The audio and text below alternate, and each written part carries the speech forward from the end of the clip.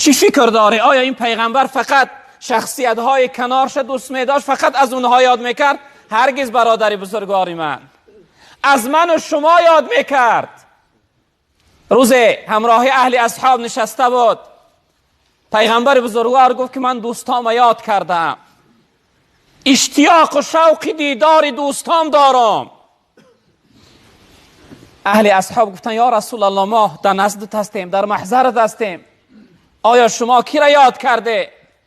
پیغمبر بزرگوار گفتن نه شما دوستای من نیست، شما صحابه های من هسته.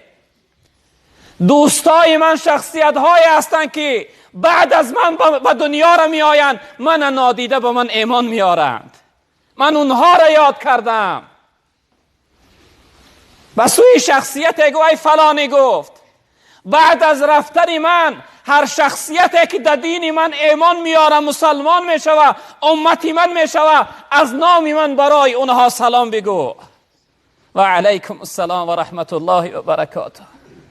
از نام من بگو که محمد رسول الله هر یک کدام شما را، شخصیت هایی که امروز جمع آمده سلام گفت.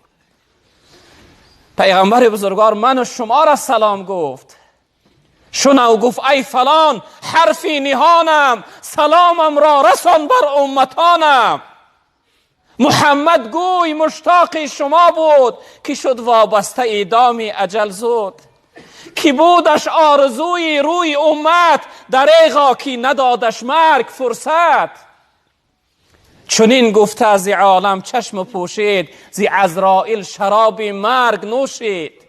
با جان دادن نبودی غم ز جانش، بخوردی غم برای امتانش.